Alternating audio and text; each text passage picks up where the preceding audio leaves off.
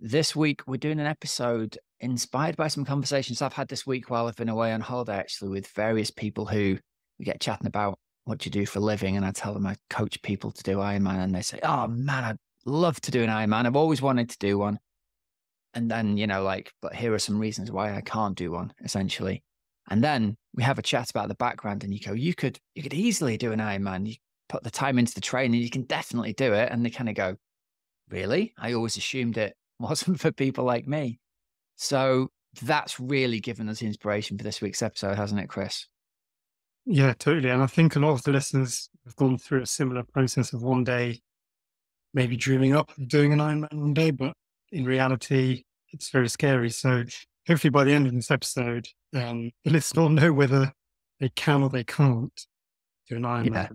And usually if you think you can or you can't, you're probably right. So let's see where we end up. Even for athletes who we already coach, it's a really common question, isn't it? I've done some built up to a 70.3 this year, and I just don't know whether I could do an Ironman. What does it look like? What would the differences in training be like between me, who's done a 70.3 this year, or even me, who's done a sprint or an Olympic way back in the past, and I really want to do one? What does it look like? So that's really what I'd like us to sketch out today, so people get to the end of the episode and they go, I know exactly what this would entail if I was to sign up. I know exactly what I'm committing to, and we've got a plan to get us there. Right, Chris, let's kick this off. Who's the episode for today then? We want to talk about, can I do an Ironman? Who's the basic episode for? Well, here's the two people I'm thinking of. It's the person out there who has already done some triathlons. Maybe they've done them in the past several years ago, and they're new to coming back to triathlon. Or it's athletes who have trained consistently. Maybe it's listeners who are already part of Team Oxygen Addicts and are coached by us. And they're thinking, it feels like such a jump to go from half Ironman or 70.3 to Ironman. I don't know what it would entail. How much more training would it entail in order to get there? Those are the two groups of people I really want us to speak to this week. Now, I add a third little category on the end, which I think links in quite well, but it's just so many conversations that people that we've shared that fall into this bracket of, I think I'd love to do an Ironman one day, but I definitely can't do the swim. Right. So people that have got a dusty old bike in the garage and they go out once a month maybe, they've always run, whether it's through playing football, tennis, something like that. But the swim is a totally different thing that scares them. I think Yeah. there are a lot of listeners that might think I could do an Ironman if I could just get through the swim. The reality is right now, I can't even envisage it. So welcome to those listeners as well. Yeah. And even, do you know what? There are some people listening. One of the guys I chatted with this weekend was an old friend, and he is a really good biker, like a really, really good biker. He was very humble and then told me some absolutely terrifying things that he'd done, multiple 10, 12-hour gravel rides type epic things, ridiculously fit. But similarly said that, I'd love to do an Iron, but I just can't do the swim. And it's like, if that's the only thing that's stopping you, good news is you just got to learn to swim, and we can help you with that. So yeah, you're right. There's people who think the sport isn't accessible, but might have a massive background in cycling or running already. So I think the first thing for us to say here to all of those people listening is the jump from 70.3 training or, any kind of endurance training to Ironman training, it might not be as big as you think it is, but you have to commit to doing that training consistently on a weekly basis. And that's the thing that I think some people struggle with. It feels like a good idea in the middle of summer when you click enter on an event that's next summer, but then come the British winter time, it might not seem quite such a good idea at the time. There's a bunch of people there. So it's almost like an admission to yourself that it isn't always like it looks in the promotional videos on Facebook that you saw. The training can be a grind.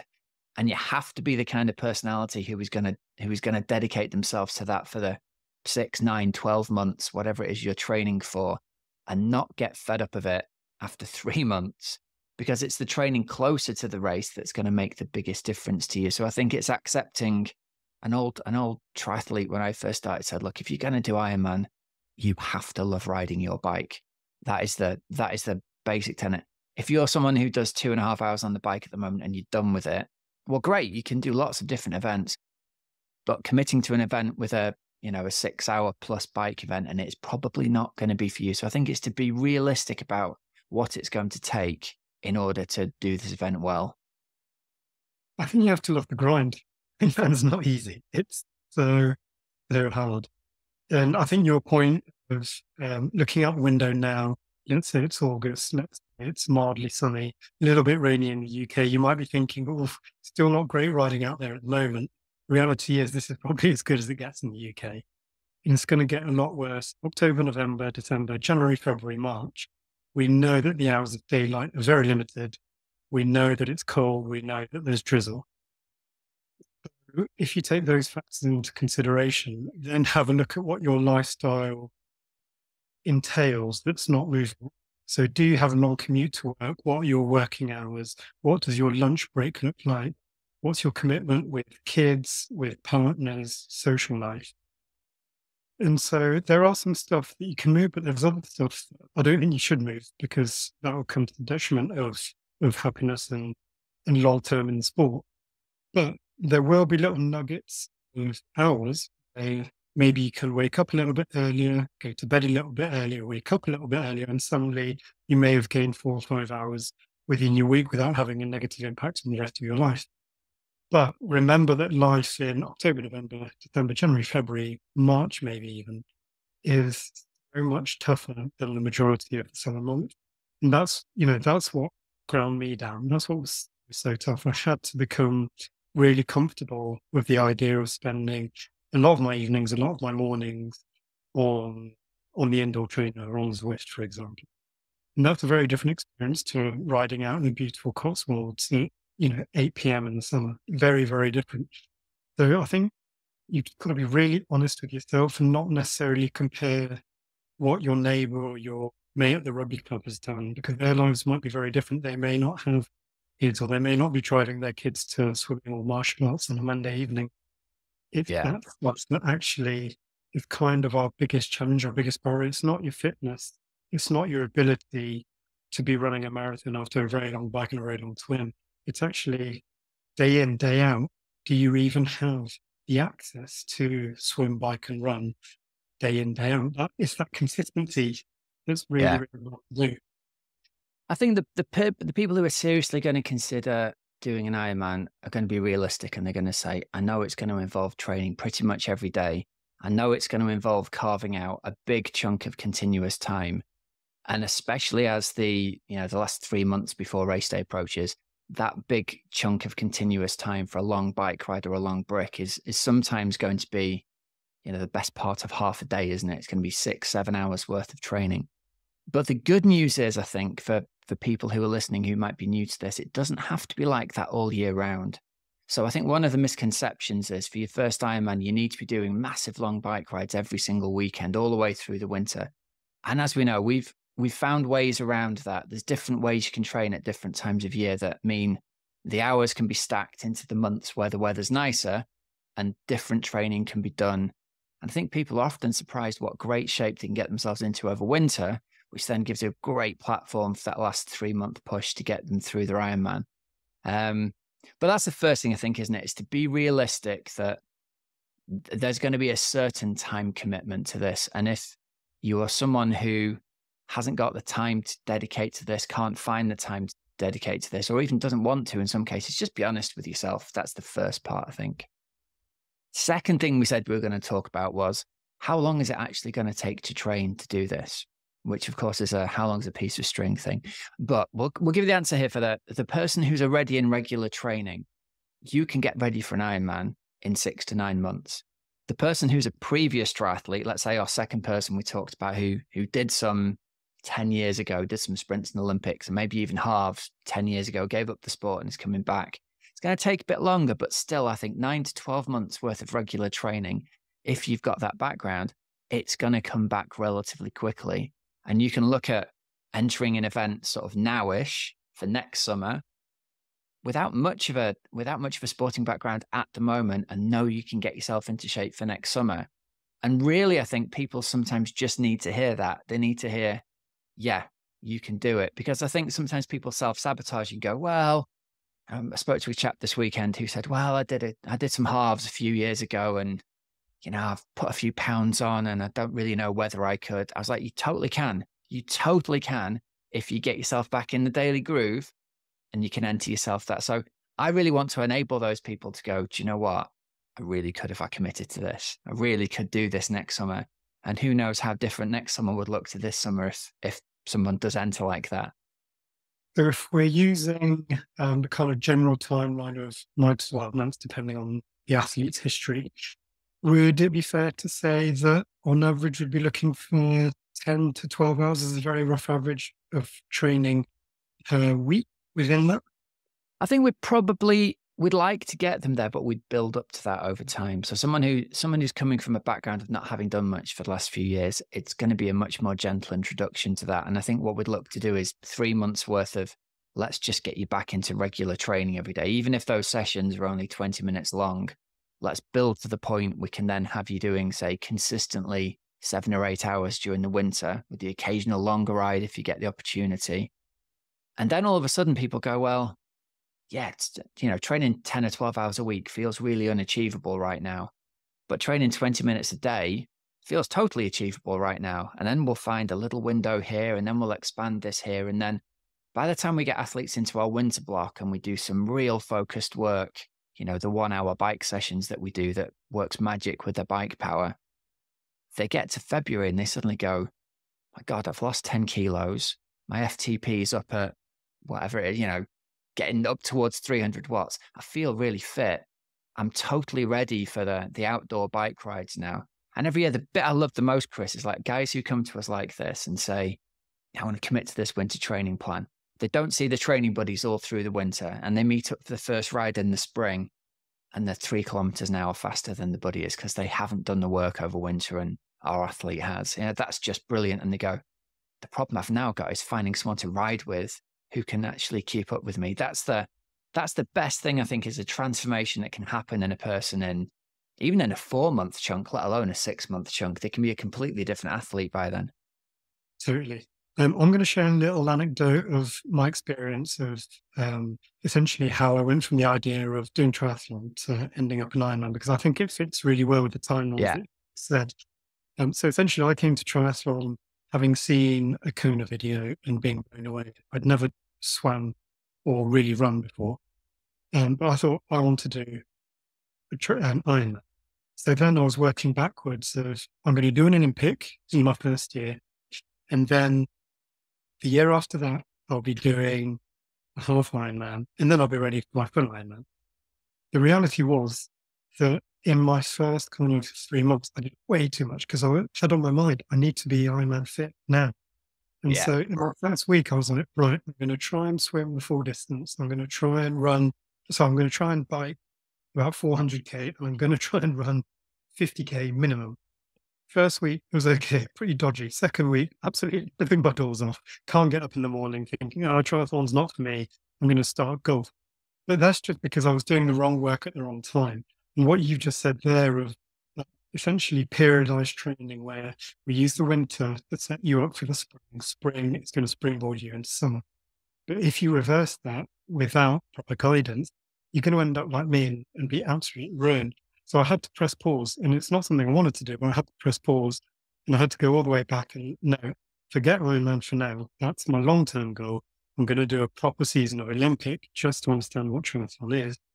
And then it actually took me 2, 3, maybe even 4 years before I ended up doing my full Ironman because I understood that it was taking stepping stones that was going to get me there as opposed to doing my first Ironman. And the reality is that I would have ended up walking it because I would have got all the training wrong. I'd done too much volume at the wrong time, too high stress at the wrong time, and that's just a recipe for disaster. So one of my kind of takeaway tips from that was I needed guidance. I needed structure, not just structure that I'd created myself, but structure that was backed by science and that was backed by basically logic of how to get a fairly fit young man to do one of the craziest sporting events out there. But get guidance because it's really complicated. Yeah. It's really easy to get wrong. Really. Yeah. I was really lucky that I met somebody really on in my triathlon journey who said, right, you stop doing that. Stop trying to swim every day to learn to swim. let's talk about how you can do. And I was going, I can run for 2 hours already. So, and he's like, no. I'm going to do a little bit of this and a little bit of that. And you're going to get tired the right way and you're going to recover every week. And I thought, okay, there's something in that. And he really gently guided me to gradually increase the things I was doing. So no week felt easy, but it was just about achievable. But it was about 12 weeks in before I was even close to doing the kind of training that I thought I could have done in the first week. So yeah, you're dead right. The guidance that you get during this, because a lot of this is counterintuitive as well. It doesn't end up being like you feel like it should be. People are always saying to us, aren't they? I'm gonna do a marathon in the spring before I do my Ironman in the summer to know I can do it. And don't do that. You're going to be able to do your Ironman marathon, but that's a different thing to put that on one side. People are often really surprised to hear that we don't want an athlete, not that we don't need them to, but we don't want them to do a marathon in the build up to their Ironman because we want them working on the bike fitness at that point. So yeah, I think you're dead right. Getting that guidance is great. And on that, the guidance thing, this is a really important point to talk about now, is picking the right event for your first Ironman is so, so key. I would highly encourage people, if you're sitting at home listening at the moment and you either don't know anybody in the sport or you have a limited knowledge of the sport, we'll tell you now, although all Ironmans are the same distance, they don't all take the same time to cover. So some of the courses have got really fast bike legs with really good tarmac. Some of the Ironmans have got really difficult, challenging, hilly, poor road surface. And honestly, that can make the difference between, I would say, over an hour on the bike to cover the same amount of distance. So you might go to one of the events like Challenge Roth, Ironman Austria, Frankfurt, where the courses are fast and the road surface is smooth. You might be off the bike there in 6 hours, whereas if you go to Ironman Wales or UK, it might be 7.5 hours even for the same relative fitness level. So that's something to really, really bear in mind, is to do that research and pick the right event for you, for the time of year. And I think as well as the actual event, spend some time on the websites and looking at them, but pay attention to the time of year that they are as well. Because if you're doing an event end of the British summertime into the autumn time in Europe, you've got all the good weather, you've got all of the long daylight hours to train. Conversely, I remember my first conversation with someone who did an Ironman, and they'd done Ironman Lanzarote, and he said it was horrible. That was my first experience with someone telling me about an Ironman. It was horrible. It was mid-May, I think, at the time when the race was held. And he said, I've just had to do these endless long bike rides and runs all through the winter when it's been dark and rainy and cold. And he said, my season's done. I can't be bothered with this anymore. It's just been, for the rest of us, this was literally at the first spring duathlon for most of us that we were taking part in early mid-May. So all times of year are not equal either in terms of your opportunity to train for them in weather and daylight. As an absolute novice in terms of long-distance triathlon, I'd always push the athlete to later in the summer. Give yourself the summer, which is the easiest time technically to get the training in daylight hours. So don't put yourself through a horrible, horrible winter as your first experience. That can come later down the line if there's a specific event you want to do, but as a first stab, give yourself the best possible chance.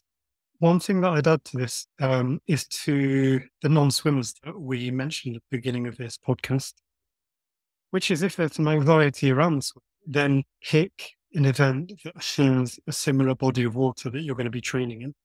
So if you're in a landlocked area of whichever country you're in, it may not be the wisest thing to pick a sea swim where you're encountering swells, currents, and pretty big waves. If you're going to do the majority of your open water swimming in a river or a lake come the summer, then that's a low-hanging fruit for you to feel comfortable on the start line. Or every week in the summer, I've been swimming in a lake or river. Therefore, this feels very realistic for me.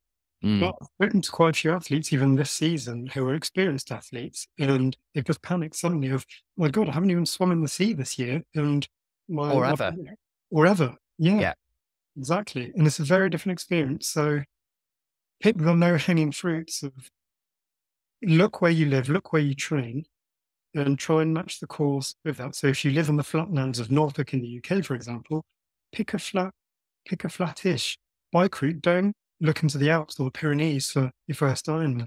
Same with run. If you live on, fairly flat ground, then again, it's going to work to your advantage. And reverse that as well. If you live in the Alps, then it could make sense to do some hilly rides. I think that's a really important part, and we often get drawn into the marketing of that place looks beautiful, I want to go there. And then 6 months down the line, you're thinking, oh my God, look at those Yeah. hills. Yeah. Do your prep. Yeah.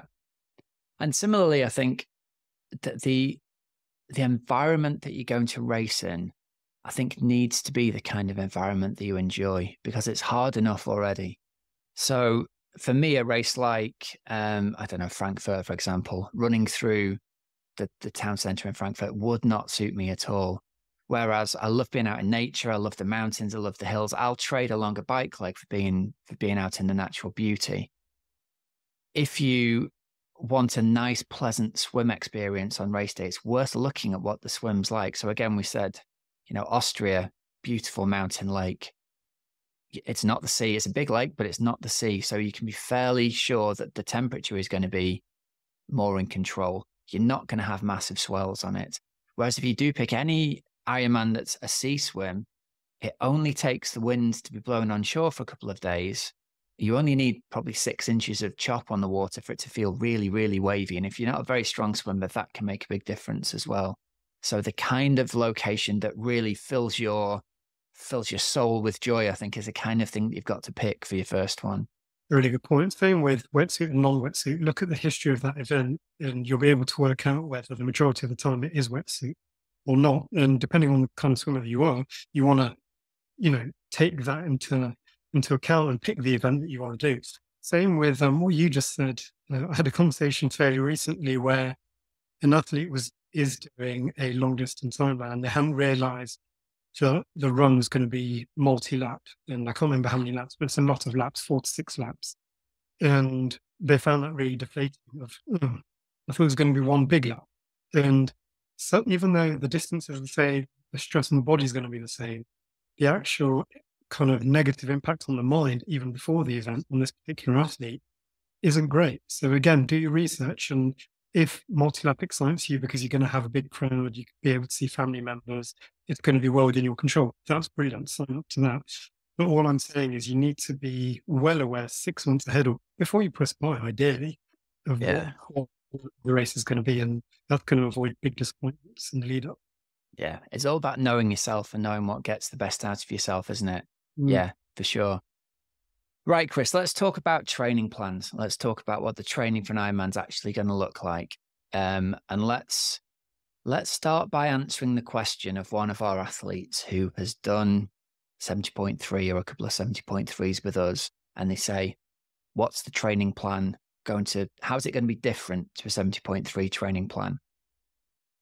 And then we're going to go on to answer what the actual overall training plan looks like for a first timer who's listening for the first time. Okay, so I think there's really good news for that first kind of athlete. Your training plan is not going to look very different at all to your 70.3 training plan, with the one key difference that we're obviously going to have to extend the length of your long run, going to have to extend the length of your long bike, and slightly extend the length of your long swims, but not by much. So typically, an athlete who's training for 70.3 will be covering 2.5 to maybe 3K on some of their swim sets, because we really overload people for the swim for 70.3. So it's not a massive jump from 70.3 to Ironman. So that's really good news for people who are not so sure about the swim aspect of it.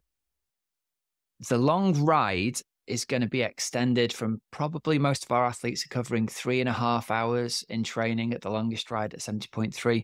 We'll extend that to about 6 hours. And the long run, they'll be covering 2 hours at 70.3 level. We'll extend that to about 3 hours. And all of a sudden, when you look at the difference in the numbers there isn't a massive difference in either the run or the swim. There's a big difference in the bike, but the rest of the sessions in the week are going to be broadly very similar, certainly up until about, 8 to 10 weeks out from race day. It'll be very, very similar. So for our athletes who are wondering, can I even do this? Can I find the time? I think the question then becomes, well, can you carve out an extra up to an hour for your long run? Can you carve out an extra up to 3 hours for your rides? And it's that ride, I think, it's the real key part of the training plan that's different, isn't it? Because a long ride is long at 2.5 hours and you're nearly home, and half an hour later you're done. A long ride at 2.5 hours when you're doing a 6 hour ride is a much different proposition. So that's the thing athletes have got to get their heads around. Do I have the desire, the fire, the passion to want to go out and really do those long training rides in the last 3 months before race day?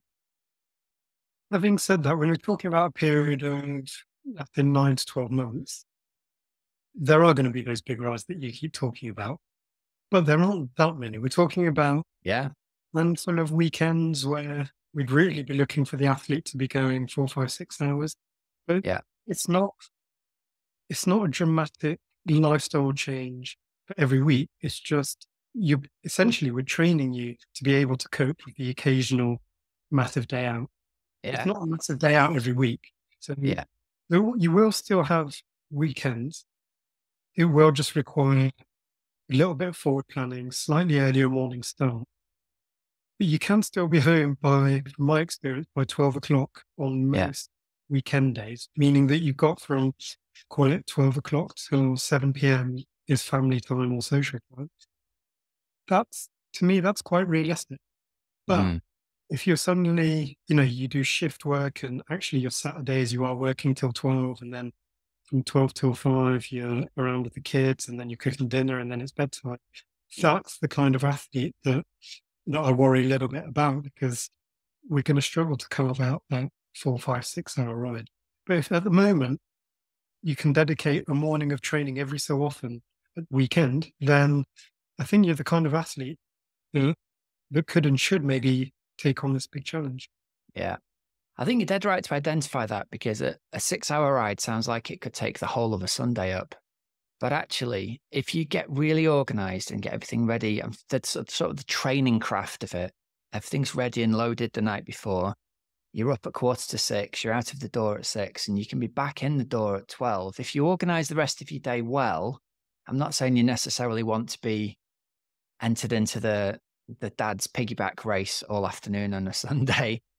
But if you organize your time well, you can be back and be with your kids, and you can have fun with them in the afternoon, having got that done during the day. And I think the most successful athletes who have a long time in the sport approach it like that. They go, right, I'm only going to have a 10-week window here for training for Ironman. I'm going to ride along every other weekend. The family knows that every other weekend they're not riding really long. It's actually really doable, isn't it? Yeah, totally. I've been massively inspired this year from a handful of athletes that we coach, and specifically my one-to-one on high performance. And they've got, like many people, they're full-time employees. And when I say full-time, it's really full-time, plus a commute, plus family commitments, plus an Ironman. And I sometimes look at their plan and I'm looking on a Thursday and I'm thinking, how the hell is this athlete going to get their 2.5 hour, 3 hour run on a Thursday? And they get it done. And I look at the time that they do it, and no joke, it's a 4:30 a.m. start. And that baffles me. And I find it incredibly inspiring that by the time I'm logging on, going to their training peaks, they've already done their 3 hour run and they're already setting up the next day. And they'll go into work into London and no one will know that they've done it. They'll do their full-time work, come back, be a good family man or family mum, and they get it done. But that's the difference, I believe, between committing to an Ironman and essentially just being a triathlete. And that's no disrespect to 70.3, which is a very difficult and worthwhile distance. But when you get to Ironman, you have to do the kind of sacrifice that is really uncomfortable. And if you can be comfortable and excited with the prospect of a crazy early morning, or squeezing it in at lunch, or doing the things when other people are asleep, essentially, that's the stuff that's going to get you on the start line, fit, healthy, and happy. And I always talk about being process oriented over goal oriented. So you'll probably have, call it 3,000 people signing up to a specific Ironman event, and all of their goals are the same in terms of, I want to finish. If you can play around with that goal and actually try and make yourself proud in the 3 month or 6 month process of I want to grow as an athlete, I want to grow as a human without having negative impact on my work or family life, but actually hopefully enhancing it, then I feel that the athlete Mm, is focused on the process as opposed to the outcome is in a much better position to actually flourish and get to that outcome. And that's something really hard because we get stuck in this kind of narrow corridor of I need to do an Ironman and I need to do it sub whatever time. And that's okay, but you need to pull away from that slightly and look at that process and try and make yourself really proud in that longer term process of month on month. I want to be I want to be hitting the targets that my coach is asking me, but also be really good at work and be really good with family. I feel that Ironman kind of it asks a lot of us, and we need to be prepared to be flexible in terms of how we go. And it's mm, really, and that's why I keep going back to get guidance. You can't. I mean, like, you can do this on your own. I really suggest you should get some form of guidance, whether it's coach or training partners or some sort of mentor, because it's so easy to get lost in it because we're asking of a lot of hours and you're balancing that with life. It's very easy to be excelling at one and then dropping the ball on the other and then reversing that. And you get into this spiral of fatigue. And one weekend you'll be getting in 20 hours, the next weekend you'll be getting in 2 hours. And we know that scientifically that's not the best way to get ready for a big event like this. So, oh yeah, we said it a few minutes ago. It's a very complex event. Reach out, get guidance, and know that you're not alone. It's a really tough event to get ready for. I think that the people who are attracted to this are they're attracted to it because there's a kind of stoic nature to it. There's a kind of modern life can be easy, and something within certainly the kind of people who chooses these events, there's something in them that recognizes that they need a challenge that's hard in order to feel, in order to feel that they've achieved something worthwhile. And I love the idea of this being a project. It isn't what you're going to do for the next 20 years. It might be that you do one Ironman or 3 seasons of Ironman, but a compact period of time where you're going to say, right, I'm going to commit to running home from work on a Thursday and I'll leave the office early at 5 o'clock or 6 o'clock and I'll do my 3 hour run on the way home. It is going to disrupt your life a little bit, but it's also going to add something because most people, I can remember running home from work and people look at me like I was absolutely off my gourd. How long is it going to take you? Well, it's about 2.5 hours home. Like, you And live where? Like, I bet that fueled you, didn't it? It gave you that wry smile of, yeah, yeah, I'm an yeah, ordinary person doing an extraordinary thing. And that's what it's all about. exactly that. Yeah, that's what I got more like self-confidence from doing the training than any of the racing results I ever got. Winning stuff was never as satisfying to me as the look on someone's face when they were like, you're running home to Manchester from here, you know? And and I there were often times when I had done a really long day and maybe I'd been, as a teacher, I'd have matches after school that sometimes didn't finish till 6:30 when the kids had gone. And I'd then run home and think to myself, I've got the option of getting the train home. Can I do it tonight? I don't know whether I can do it tonight. The minute you have that thought, that can I do it tonight? You've got to try. I Yeah. used to think, well, I'll just get going. And if all goes wrong, I can stop here and get the train or I can stop there. Once you get going, I knew there was no way I was going to stop. But sometimes you don't know what you're capable of. And I think that's the thing that can be really inspiring. Yeah. I just want to add for the people who are sort of relatively new to this, let's talk a little bit about what a weekly training plan is going to look like for people, because that'll sketch out a kind of idea for them. We'll make it really simple. We're going to look for you to have 3 bike rides, 3 runs, and ideally 3 swims every week. That's a really well balanced training plan. How long they are doesn't really matter. If you can get in the habit of having those 3, 3, and 3 every week, and if you can get in the habit of adding on a couple of short strength and conditioning sessions onto the back of a couple of those, you've got the basis of a training plan. And for anyone who's wanting to get started, even if you just start with a 20-minute jog and a little bit of S&C, or 30 minutes on a gym bike and a little bit of S&C, that's got you doing something every day. And we'll talk about rest and recovery and things a little bit later on. But once you're in the daily habit of doing something, the time can expand gradually. If you can get through 2 or 3 weeks of doing swimming and biking and running every day, you're a triathlete and you can do an Ironman for absolute sure certainty. And do you know what? We'll jump over nutrition and come back to that, Chris. I think this is a good time to talk about rest and recovery because our athletes know the way to think about your training plan is to put the rest and recovery first. Because any training that you do and don't recover from, you may as well not have done in the first place. I think that's a real cornerstone of our philosophy. So we say we try and have a recovery focused day every week. It doesn't necessarily have to be a rest day, but for our new athletes, it will be. We'll have a weekly cycle where we make sure we have that rest and recovery day every week. We make sure you try and recover from the training you've done every day, ready for the next day. And then we try and make sure we have a monthly cycle of a recovery focused week every month. But more than anything, if anyone takes only one thing from this, it's don't do more training in a day than you can recover from overnight so you can train again tomorrow. Okay. Classic example here, right? We were away for the weekend and there was a really nice gym at this place. Friends of ours we were with said, oh, there's a circuit training class on tomorrow morning. Come and do the circuit training class with us. I am still sore today, 5 days later. And I was deliberately taking it easy, but weighted lunges and things that I don't usually do in everyday life left me too sore to do anything meaningful for 3 days afterwards. That's what we want our athletes to avoid. If you can only do enough training that you recover from for the next day in the early days, then you guaranteed that rest and recovery cycle is working for you so that you get in the habit of that from the early days. You never want to ruin yourself, essentially. And that's a classic kind of philosophy and values that as coaches, we're always aiming to do. And when we write a training plan, we start it by integrating the rest because that's where we can actually get the benefits for the athlete. There's no point starting, if you're writing your own training plan, there's no point starting with, okay, I want to do a 6-hour ride there, 3-hour run in the middle of the week, and then my swims and runs supporting those sessions. Because you'll soon find out when you look at your week that there's no space for rest. And if that's the case, you're going to spiral into fatigue to the point of not actually getting better as an athlete. So if you start by carving out the rest and recovery, and then around that, if you know that you've got recovery on a Monday, it means that you can load your Saturday, Sunday a little more than midweek. And so that's kind of the fine art of creating a training plan, which, Rob's an absolute master at, which we all know. A lot of athletes will be thinking, very kind, mate.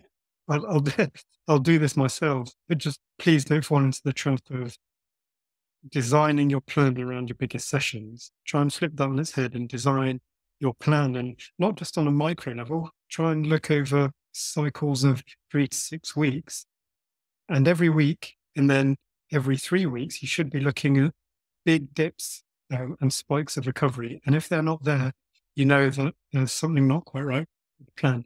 So that's something that's really strange for especially a future Ironman athlete who's thinking more, because we want that right smile of doing the David Goggins impossible stuff. But that's exactly who I was thinking of. Yeah, the Goggins things, like just be hard. And I finished with broken feet. Well, good luck to you, but I'd rather you not have had broken feet, David, and we'd done the ultra next month. You know what I mean? I'll rest on that. No, well, rest on a Monday. I think that's also a good starting point. So, if you're not sure about how to design this and you're kind of working towards your personal distance, drop us an email and sense check it with us, because I think that that's the first step of actually understanding whether you're aiming towards something that's achievable, not just in terms of hours, but how you're going to bounce back in terms of stress that you're putting on your body and mind. So talking to people this weekend, it got to the point where by about the 9th conversation where someone, I said, I run a triathlon coaching company. Oh, wow, you're like a motivational, Mr. Motivator kind of guy. And it just became the answer of actually my main job is saying no to people. And they look at you a bit funny and you think, well, it's anyone who comes to us is already motivated enough. I really believe the value in the coaching relationship is the athlete says to you, hey, I've had this wild and crazy idea. And you go, that's amazing. And also, let's temper this down just a little bit, because nobody needs encouraging to go and do something crazy.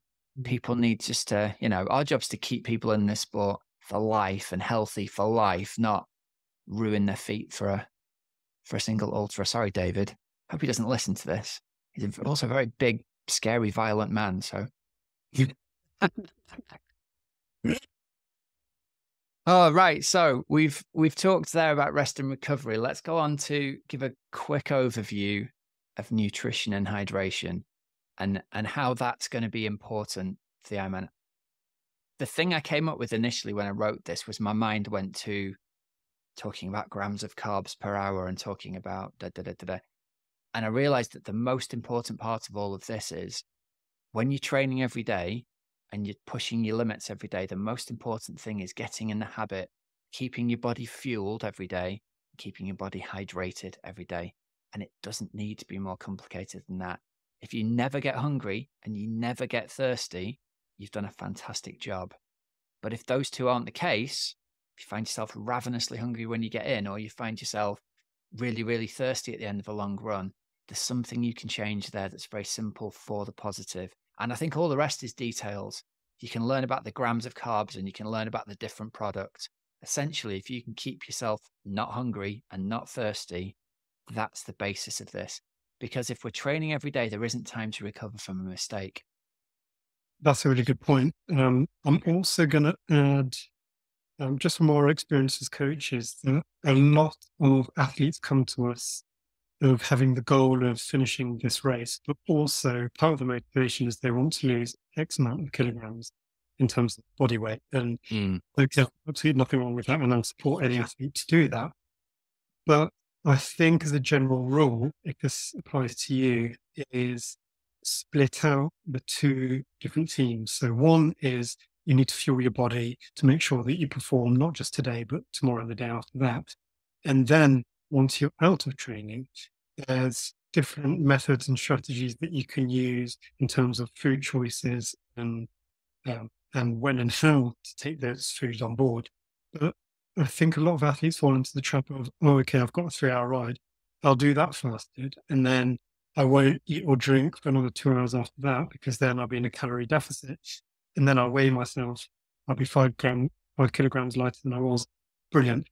That's a sure way to either find lots of injuries, whether it's stress fractures, chronic fatigue, lots of things can go wrong. You can do both, but make sure that you sort them out. So when you're training, you have to fuel your training. And when you're in periods of lighter training or rest days or not stressing your body to that amount, then there are different ways in terms of the type of fuel and when to use that fuel that you can use. But yeah, please don't kind of see Ironman as your ticket to losing X amount of kilograms. That will happen naturally just by the pure volume and consistency of training that you'll do. So let the natural causes take place there as opposed to forcing it within the first month. I think so. I think your body's going to find its way to its natural weight. Now, there's some caveats here. I think, especially older men, if we get sort of 45 plus, the caveat here is we might have to look at the nutritional habits we've built up over time and question them. So often it might be, we start to do better in life. We enjoy fine wines and beers. We enjoy fine cheeses. So it might be that there would be some things there that you can tweak very slightly that are really easy wins. But often people don't question the choices that they are fortunate enough to have, I think. And the go-to is, well, I need to restrict what I'm eating, but actually over this side of the table, there's a whole other, reducing or cutting out a dessert might be a really easy win, and you can still stay really well fueled.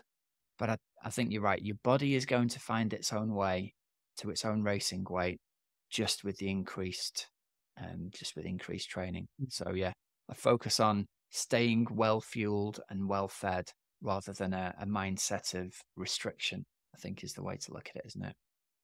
Now, there's one more thing that I want to add on here. This isn't really aimed at our first timers, but our athletes who've been with us for a while and have done some 70.3s. I'm including this because they're so much fun, and it's the best thing that I think it's the big indulgence I think that we have as triathletes is we've got our weekly structured training. It's really fun to binge every once in a while. And the best place to do binge training is in a safe environment with other people who are doing the same thing on a training retreat or a training camp or a training weekend. So I thought we'd wrap this up by talking about the fun of a training camp with teammates, with other like-minded people, going away for a few days or a week, ideally to a location that's somewhere warm and has got great riding, is a fantastic way that you can add in a lot more volume into training And people are always surprised, aren't they? We've had our Mallorca training camp. People are always amazed how much more training they can do in a week and recover from than they possibly could at home. So there really is something in that idea of being in an environment where somebody else is just wheeling out the food for you. You take some clothes off and you put them in the bag and you don't wash them for a week. All of the life stress gets removed while you can do this overload training for a week. Yeah, I totally love those weeks where you basically get a green light to training like a maniac, but doing it in a safe environment. Everyone- Everyone's pushing each other on, but also helping each other along the way, which is part of the magic. What I would say is don't fall into the trap of um, adding a huge amount of run mileage. So swim and Mm. bike, obvious reasons that they're non-impact sports, you can actually overload quite a bit within a week without causing much risk. Whereas when it's run, there's an added risk, especially when you're increasing your bike and swim. So if you are going to increase, always look at swim and don't be looking for big meterage, be looking for loads of hours in the water with great technique. And from the moment your technique is starting to drop is the time to get your towel and get out of there and go and have breakfast.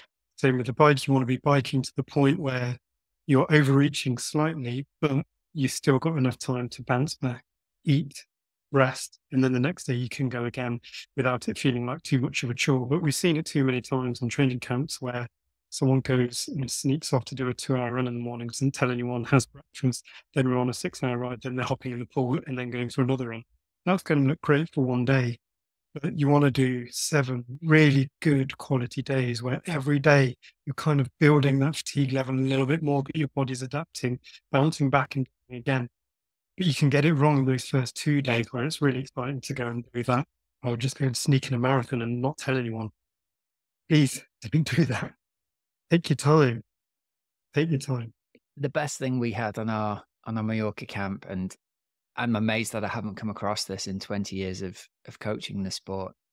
The all you can eat pasta bar arrived at 3:00 in the afternoon. We would get back from rides and the kitchen would open up this kind of covered seating area at the back. And there were 5 different kinds of pasta, 8 different kinds of pasta sauces, unlimited Parmesan cheese. And we would literally roll in on the bikes, put the bike against the wall, and would be eating pasta within 2 minutes of getting back off the ride, I think, sometimes.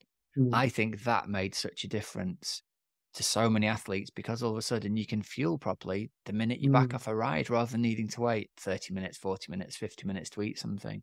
Yeah, fantastic. Not available to everybody all the time, but highly recommended in the situations you can arrange it with a hotel.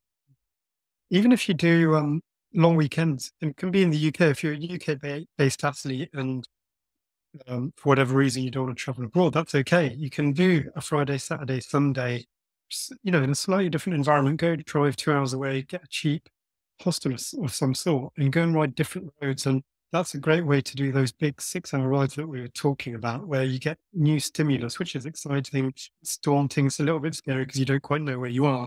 But that's the experience that's going to help you on race day. So I'd highly encourage you to try and get 2 or 3 of those if you can, in new locations, which, feels like a holiday in itself if you're on the bike for 5-6 hours a day. It's awesome. Fantastic. All right. Well, listen, I think we've come to the end of all of our talking points here for this. I hope listeners have got something from this. I hope if we're a person considering coming back to triathlon and doing the first Ironman, there's enough there that's left you going, yes, I'm going to go to Ironman.com and look at the different races that are out there. And I hope if you're the person who is doing 70.3 this year and wondering if you could do it next year, well, the answer is definitely yes, you could do it. No question. If you want to do it, what's holding you back? Let's get you inspired and motivated, hey? And that brings us to the end of this week's show. Here are some discount codes and deals for you. At precisionfuelandhydration.com, you can use the code OXYGEN24 for 15% off your first electrolyte order. You can use their free fuel and hydration planning tool to receive a personalized strategy for your next race. The planner will help you understand your own carbohydrate, electrolyte, and fluid needs so you can refine your strategy during training. And don't forget, you can also book a free one-to-one video consultation with PF&H's athlete support team, and they'll be happy to help you nail your race nutrition plan and help you perform at your best come race day.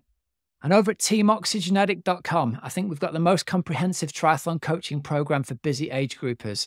If you're looking for high quality proven coaching for Ironman or 70.3 triathlon this year, you can check out the details of our coaching packages on our website.